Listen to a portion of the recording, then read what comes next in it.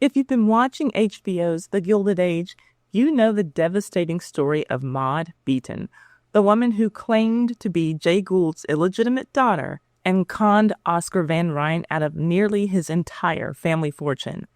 After being exposed as a complete fraud last season, we've now seen the aftermath of her betrayal. But here's where the show takes a surprising turn. In season 3, we see Oscar discover Maud working as a prostitute at the notorious Haymarket. Instead of seeking revenge, he shows her unexpected mercy, giving her money and a train ticket to start over in Ohio. It's a compassionate ending that, frankly, is much kinder than what happened in real life. You see, Maud Beaton was inspired by a real woman named Cassie Chadwick, who pulled off one of the most audacious cons in American history. She also claimed to be the illegitimate daughter of one of the world's richest men, not Jay Gould, but Andrew Carnegie himself. And unlike the fictional Maud, the real Cassie showed no remorse and received no mercy from her victims. The creative license taken with Maud's story isn't surprising. She was only inspired by a real person rather than being a real historical figure like Mrs. Astor or Ward McAllister. This gives the writers freedom to show a more compassionate resolution than what actually happened. Unless, who knows, maybe they decide to do something different with Maud's character down the line. Maybe she'll go to Ohio and get back to her scheming ways. And you never know, because that could be another parallel to Cassie Chadwick, the real-life con artist who did pull off her biggest scams in Ohio. Is the show done with Maud Beaton? Let me know what you think in the comments, especially after you hear this story. Today's video focuses on what happened to Cassie Chadwick after she was exposed, and trust me, it's far more brutal than getting $100 and a train ticket home. This segment is taken from a comprehensive video I published about Cassie's entire life over a year ago. If you want the full story of how she started her life of crime and built her elaborate con, I'll put links to that complete video in the description box and in the pinned comment. It's a great video, and I'm not just saying that because I made it. But for now, all you need to know is this. By the time we pick up Cassie's story in this video, she had already spent most of her adult life stealing and scamming. She'd been to prison before, and at this point, she's been released. She was a master manipulator and truly an artist when it came to conning. What you're about to see is how it all came crashing down, and how Oscar's mercy toward Maud was wildly different from the cold reality of what happened to the real woman who inspired her. And what does a girl do after she gets out of prison? Well, this one married another doctor. She lived for a while under another alias while she was working at a massage parlor. One day, in walks Leroy Chadwick. He got a massage from her, then he wanted her hand in marriage. I don't know if she gave him a happy ending or what, but very shortly after that massage, she was married to Dr. Leroy Chadwick in 1897.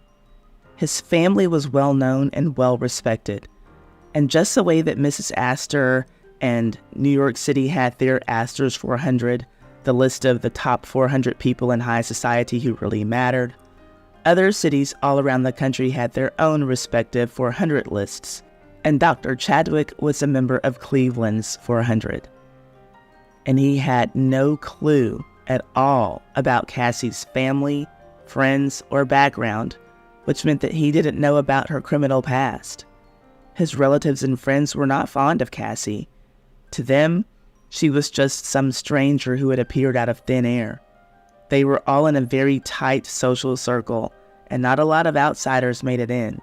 They thought it was extra strange that not even one of their own knew of Cassie, and they were protective of Dr. Chadwick because he had such a reserved and easygoing personality that they were concerned that someone might try to take advantage of him. And frankly, that was the vibe that they got from Cassie. Well, literally the year that she married Dr. Chadwick, she started going on a fraudulent borrowing spree.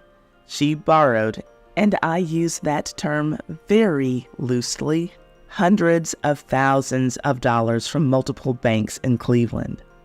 And just how did this ex-con get her grubby little hands on those bank loans? I mean, her husband's medical practice was doing well, very well in fact, but using his Chadwick name wouldn't have qualified her for those kinds of big money loans.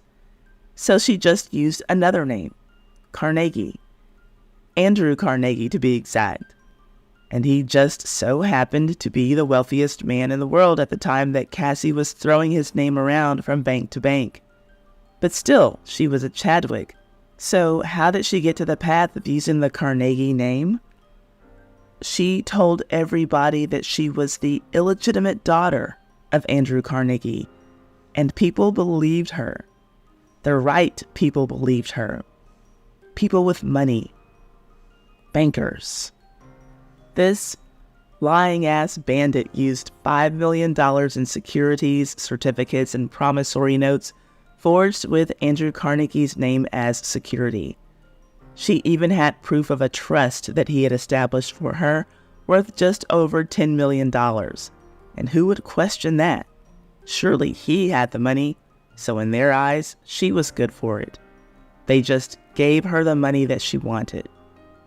Think about it. This was the 1890s and very early 1900s when Cassie was running these schemes. Identification systems were either not sophisticated or non-existent. She wouldn't have had a driver's license in her purse to pull out at the bank. And being an illegitimate child wasn't a detail that someone would have been proud to share about themselves in the 1890s. So if she was saying it, it must have been true. And who was going to call out Andrew Carnegie for having a little fun on the side? Nobody was. Clearly, at the very least, he was financially providing for his daughter.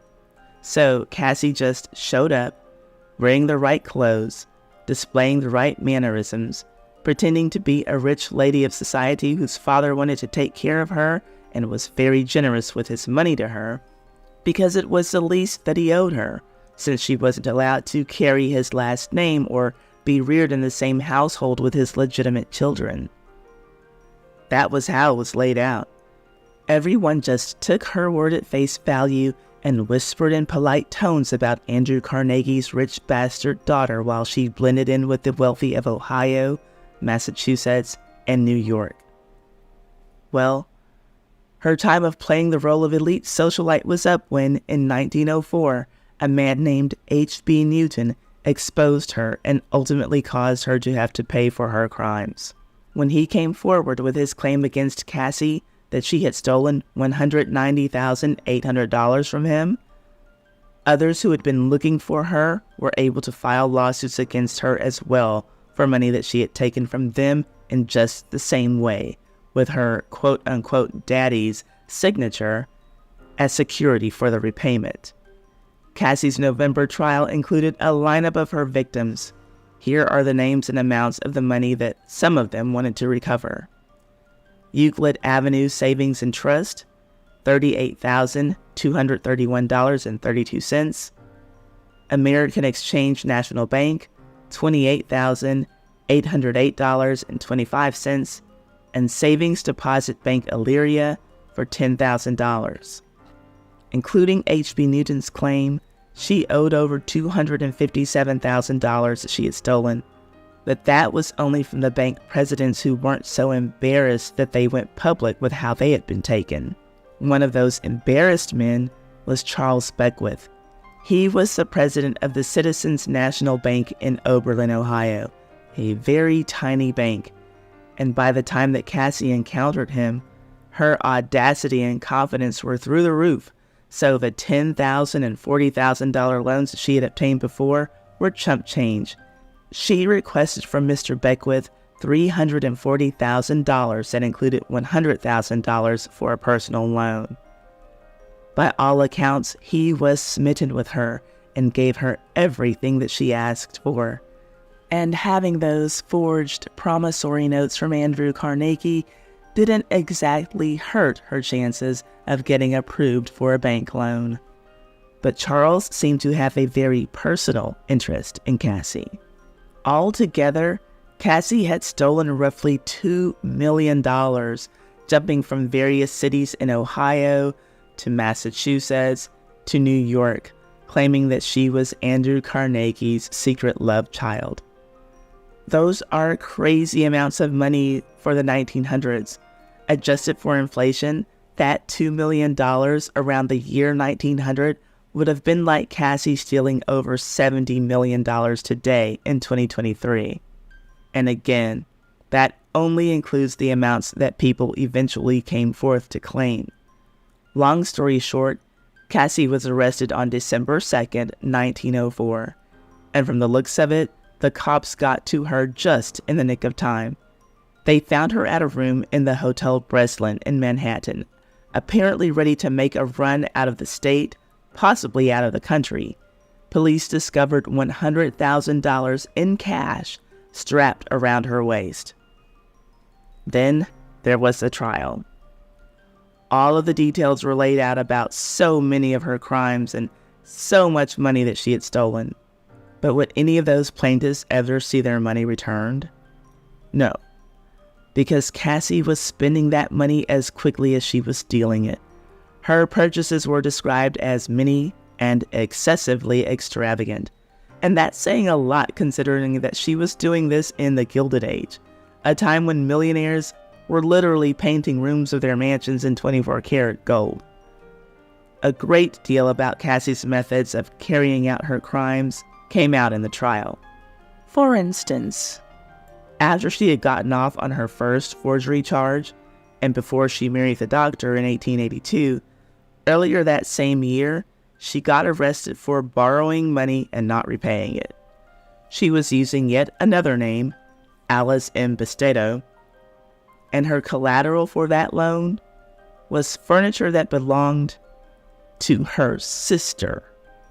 And after that first doctor kicked her out after just 11 days of marriage, she tried to get $6,000 out of him as some type of lump sum alimony payment. He didn't have to pay her, but for perspective, that's equivalent to about $200,000 today. That's what she wanted in repayment for her 11 days of being a wife to him. In 1883, she faked her own death, writing to some friends that one of her many aliases had just been buried. And in 1887, she committed forgery to obtain an $18,000 loan. That was the crime that earned her the 9.5-year sentence, the one for which McKinley paroled her. Now, this is an interesting addition to that charge. A man named Joe Lamb helped her to commit that crime, and he was charged and tried right along with her. But he was acquitted on the ground that Cassie's hypnotic charm rendered him completely irresponsible. Good Lord, what did this lady have? What kind of charm gave her this kind of hold over people? I want some. I'm trying to do some research to see if she left behind a course or a how-to guide or even a journal for the rest of us ladies. If she did, I'll come back with a part 2 on Miss Cassie, 'cause damn. You see her photos? And none of the men who stole from her even claimed that they found her to be particularly good looking, but there was this constant theme of men saying that she was hypnotic or they felt like they were under her spell. At any rate, by the time that H.V. Newton's charges brought her to justice, she was still married to the second doctor, Dr. Chadwick. But he had left Cassie in his mansion and went off to live in Europe with his daughter from his first marriage. But when the charges were filed against Cassie, they were filed against Dr. Chadwick too. The thought was that he was her husband, so he had to have known. He had to have been in on it too. She was wrecking men's lives from sea to shining sea. And poor Charles Beckwith, the president of Citizens National Bank of Oberlin, who had loaned her the $340,000 because of her forged Carnegie promissory notes, he had to close his little bank for good. She bankrupted his bank. One source said of Cassie's stealing and spending that, quote, She obtained vast sums of money from unknown sources and squandered vast sums in unparalleled extravagance. End quote. Now, I don't have a detailed list of how and where she spent all of this money, but I did learn that one of her extravagant undertakings with the stolen money was refurnishing her husband's mansion. She spent $200,000 on new decor. That's like you and I spending $7 million today with someone else's money. The nerve. Well, I hope that it was worth it for her, because on March 10th, 1905, Cassie Chadwick was convicted on 7 counts of conspiracy against the government and conspiracy to wreck the Citizens National Bank of Oberlin. Her husband, Dr. Chadwick, had to sail back to the United States from Europe and have his day in court too. But he was exonerated, and rightfully so. He literally had no clue of what his wife had been doing in his mansion while he was in Europe. And as was usual with Cassie, there was some drama in the courtroom after her guilty verdict was announced. Now, by this time in her life, Cassie was losing her hearing. She was partially deaf. So when the clerk stood to read the jury's verdict, guilty on all 7 counts, Cassie Chadwick just stood there in silence, flanked by her lawyer and her son, who was now grown. She hadn't heard a thing. Finally, her attorney, Francis J. Wing, told her, "We have lost, Mrs. Chadwick." She turned beet red, then raised her hand to her head and sank down into her chair. When she was led away to her jail cell, she cried out, "Let me go! Oh my God! Let me go! I'm not guilty! I'm not guilty, I tell you! Let me go!" Then she fainted, but they still took her ass to jail. Then there was Cassie's sentencing hearing. And guess who attended? None other than Cassie's fake daddy, Andrew Carnegie himself. She was sentenced to 14 years in prison and fined a mere $70,000. That was nothing compared to all that she had taken from people. And I have to say that it's the money that she took from people, because that was the truth. Yes, the banks were holding it, and sometimes we can get a good laugh when we think about somebody sticking it to the system, sticking it to the banks. You know, the banks are stealing from us. Now they know how we feel. But the fact was that Cassie stole from every account holder at those banks. This was before the days of Americans' money being secured by the FDIC. The Federal Deposit Insurance Corporation wasn't established until 1933. Quick note, if you're not an American and you aren't familiar with the FDIC, because I know that we have a lot of people in Ireland and England specifically who watch this channel, the FDIC is a government corporation that insures our bank accounts for up to $250,000 per account.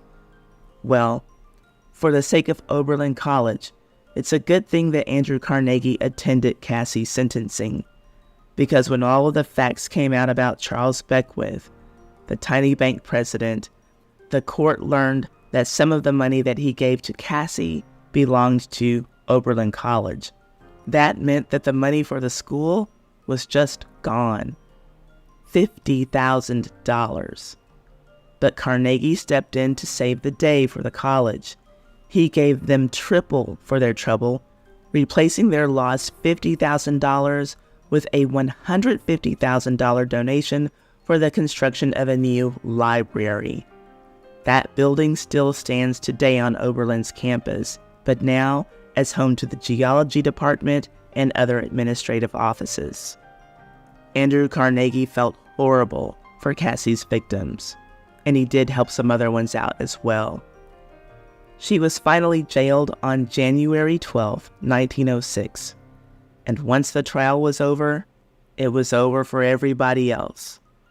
Everybody except for the tiny banker, Charles Beckwith, who visited Cassie in prison to tell her, quote, "I am not convinced that you are a fraud, and I look for the time when everything will be straightened out." End quote. He could just not bring himself to believe it. Even though he was financially ruined and his bank was gone. Even though he actually had to serve time in jail himself for having been so reckless with the money that belonged to his account holders.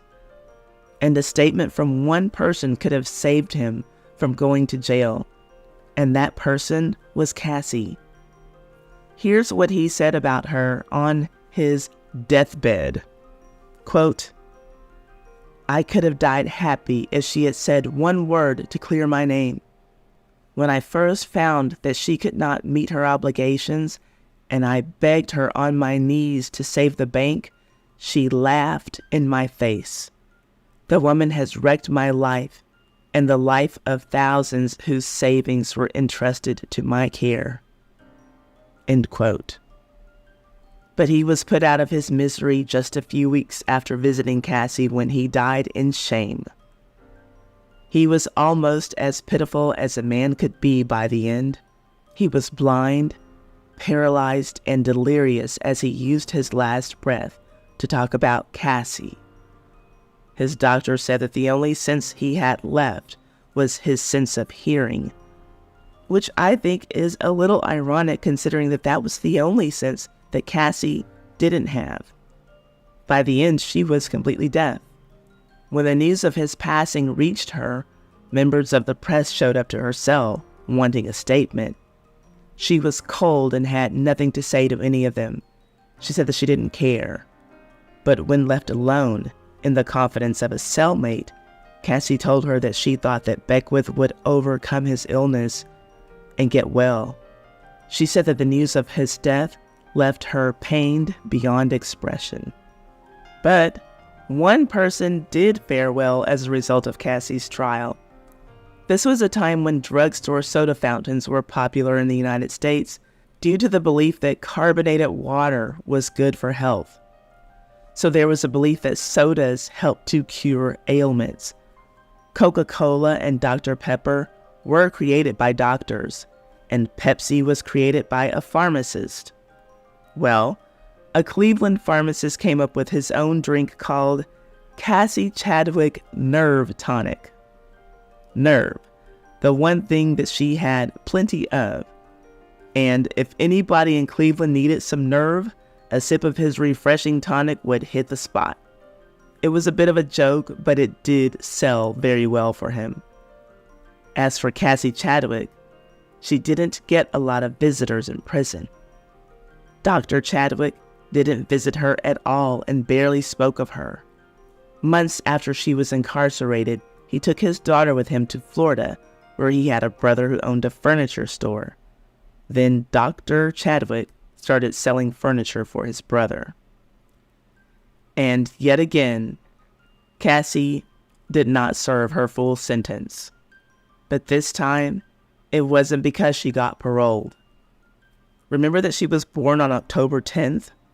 Well, she died on her birthday, October 10th, 1907, at the age of 50, serving less than 2 years of her 14-year sentence.